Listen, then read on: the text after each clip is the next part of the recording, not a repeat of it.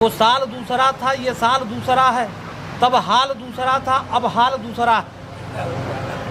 जिसको जहां वोट देनी है, न किसी की माँ इतनी दूध नहीं पिलाई है किसी को कहीं वोट देने से रोक सके। कोई व्यक्ति किसी को किसी गांव में कोई नहीं रोक सकता। अगर कोई कहीं किसी को रोकने की हिमायत करता है तो शायद है कि उसकी 2-3 पीढ़ियां ही याद रखेंगी कि शायद है कि प्रशासन शासन होता क्या है। आप एकदम निर्भीक होकर मैं यही आप लोगों को कह भी रहा हूँ, अब बड़े दृढ़ संकल्प के साथ कर रहा हूँ, अब बड़े आत्मविश्वास के साथ कह रहा हूँ कि जिसको आपको वोट देना है आप बिल्कुल खुल करके वोट दीजिए और डट कर दीजिए। कोई आपका बाल बांका नहीं कर पाएगा। अगर कहीं कोई किसी गलत मंसूबे में है, जो भी व्यक्ति हो, कोई गुंडा बवाली लफड़ची मनबड़ हम पुलिस वाले आज जो शासन चल रहा है ये आम लोगों के लिए थोड़े नहीं।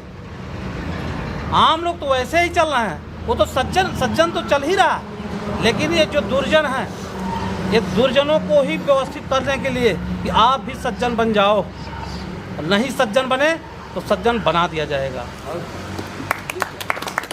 इसलिए मैं आप लोगों को बड़े गर्व से कह रहा हूँ, आप लोग बिल्कुल सभी हर गांव में, जो भी गांव है, जहाँ भी कोई अगर कोई लफड़ा कभी किसी ने किया होगा, जब किया होगा तब किया होगा, लेकिन आज कहीं लफड़ा न होना है, न किसी के मुगालते में है, न कोई किसी की माँ दूध पिलाई है जो लफड़ा करने का प्रयास करेगा। अगर करेगा भी अंजाम वही भुगतेगा। जो हम पहले कहे नहीं, अच्छा है हम लोग सबका त्यौहार मनवाने के लिए दृढ़ संकल्प हैं और सबको वोट दिलाने के लिए भी दृढ़ संकल्प है। और उस समय भी आ रहा है, बहुत जल्दी चुनाव आ रहा है, नज़दीक आता जा रहा है। और यहीं क्षेत्रों में देख लीजिएगा, यहीं पुलिस घूमती रहेगी, पीएससी घूमती रहेगी, सीआरपीएफ घूमती रहेगी, लेकिन आप भी घूमते रहेंगे। लेकिन जो गुंडे और बवाली हैं वो घूमने का जगह भी नहीं पाएंगे। गुंडे और बवालियों का जहाँ जगह है वहीं दिखाई भी देंगे।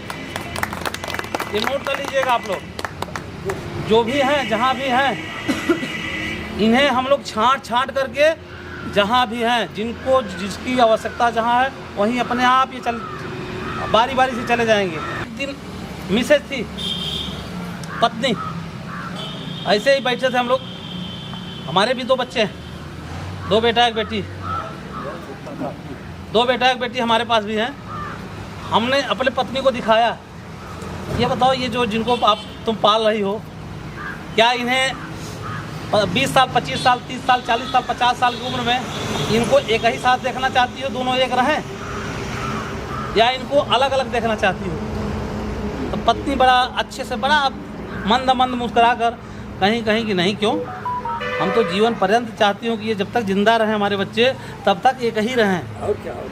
तो हम यही बात हम उनसे कहे, शायद है इन्हें एक तभी कर पाओगी, तभी इनको जीवन भर एक देख पाओगी, जब तुम हमारे भाई और भाई मुझ में जीवन भर एक रख लोगी। तो गारंटी के साथ कह रहा हूँ कि तुम्हारे बच्चे भी जीवन भर साथ ही एक ही साथ रहेंगे।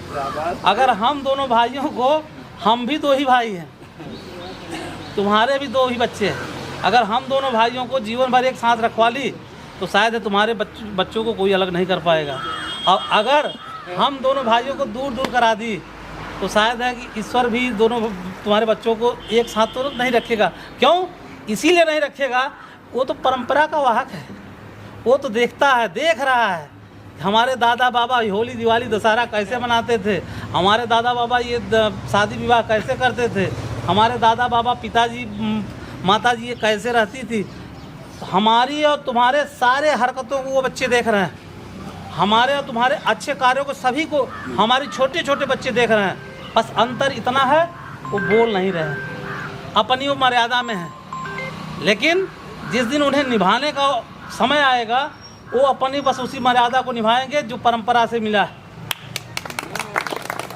परंपरा से अगर अच्छे संस्कार मिले होंगे तो वो भी अपना अच्छा संस्कार दिखाएंगे। शायद है अगर हमारी माताजी को तुम दुत्कार करके बोली होगी, या हमारे पिताजी को मैं बस फालतू वाली बात कर रहे हैं, बैठिए चुपचाप, वो सुन रहे होंगे। कल जब हमारी भी अवस्था ढलेगी और उनकी भी जब तौड़ाई आएगी तो हमें भी कहेंगे चुपचाप बैठे रहे, क्या फालतू वाली बात करते हैं। क्योंकि वो परंपरा को ही निभा रहे हैं, जो बीज हमने बोया है। इसलिए मैं सभी लोगों से कह रहा हूँ, जितने भी लोग हैं, अच्छी परंपरा का नींव डालिए। चाहे किसी क्षेत्र में, राजनीति के क्षेत्र में, समाज के क्षेत्र में, सांस्कृतिक क्षेत्र में, जिस क्षेत्र में आप जा रहे हैं, जहाँ भी जा रहे हैं। और गांव ऐसा है कि गांव में हर क्षेत्र मिल जाता है, हर क्षेत्र गांव में मिलता है, हर परंपरा गांव में दिखती है। और गांव से अच्छी परंपरा कहीं नहीं मिलेगी। हमसे किसी ने कहा साहब, शहर और गांव में क्या अंतर है? हम कहा भैया हमसे मत पूछिए, और लोगों से पूछ लीजिए। हमसे पूछेंगे तो हम तो पहलवान आदि, हम सीधे सीधा बताएंगे, इधर उधर बताएंगे नहीं। कहे नहीं साहब मैं आप ही के मुंह से पूछना चाह रहा हूँ। हम कहे देखिए भाई, अगर हमारे मुंह से पूछना चाह रहे हैं तो मैं तो नहीं कहना चाह रहा था, लेकिन बता ही दे रहा हूँ। देखिए गाँव तो गाँव वो है जहाँ कम पढ़े लिखे लोग गाय भैंस चराते हैं। शहर तो वो है जहाँ ज़्यादा पढ़े लिखे लोग कुकुर चराते हैं। इतना तो अंतर है, बहुत अंतर नहीं है। गलत कह रहा हो तो बताइए आप लोग। सही है सर। कहे क्यों? हम कहे देखिए इसलिए कि गांव में अगर हमारे पड़ोस में कोई एक व्यक्ति मर गया तो पूरे गांव के लोग, कोई लकड़ी ला रहा है, कोई ऊपरी ला रहा है, कोई गोईठा ला रहा है, कोई घी ला रहा है, कोई बतासा ला रहा है, कोई कुछ ला रहा है, कोई पुआल ला रहा है, कोई राठा ला रहा है, और सब एक साथ मिलकर के गंगा जी के घाट पर जाते हैं और वहीं जला देते हैं। लेकिन शहर में कोई अगर मरता है तो बगल में ही कोई मरा है, लेकिन बगल में दूसरा हनुमान चालीसा चल रहा है। उनसे कोई मतलब ही नहीं कि अगल अगल क्या हुआ। तो इसीलिए कह रहा हूँ कि गाँव और शहर में थोड़ा सा अंतर है। और गांव में जो कुछ है, जैसे गीता की तरह, जैसे गीता कहती कि इस संसार में जो कुछ भी है वो गीता के अंदर है, जो गीता में नहीं है वो पूरे संसार में नहीं मिलेगा। वैसे ही गांव में, ये गांव भी वैसे ही है। इस गांव में जो कुछ भी है, जो संसार में है वो इस गांव में है, जो इस गांव में नहीं है पूरे संसार में नहीं।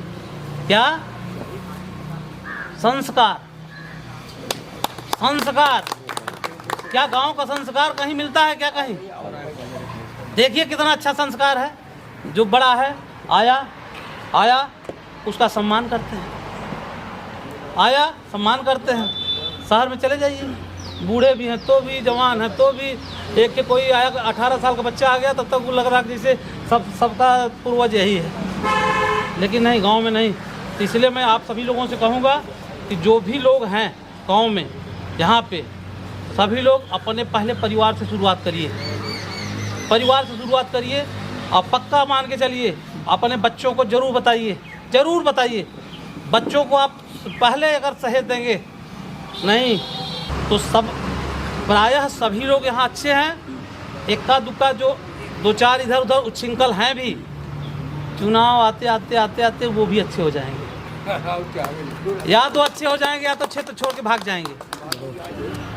तो आप लोगों से मैं यही चाहता भी हूँ कि आप लोग त्यौहार को भी और हमारे चुनाव को भी और चुनाव की मर्यादा को भी अच्छे ढंग से निपटाएंगे, और जिससे हम भी आसानी से इस त्यौहार को भी, चुनाव को भी निपटा सकेंगे। एक्सीडेंट होता है, मरते आप हैं। हम गाड़ी का हेलमेट आप नहीं लगाते हैं, मैं गाड़ी चलान कर देता हूँ, नुकसान आप ही का होता है।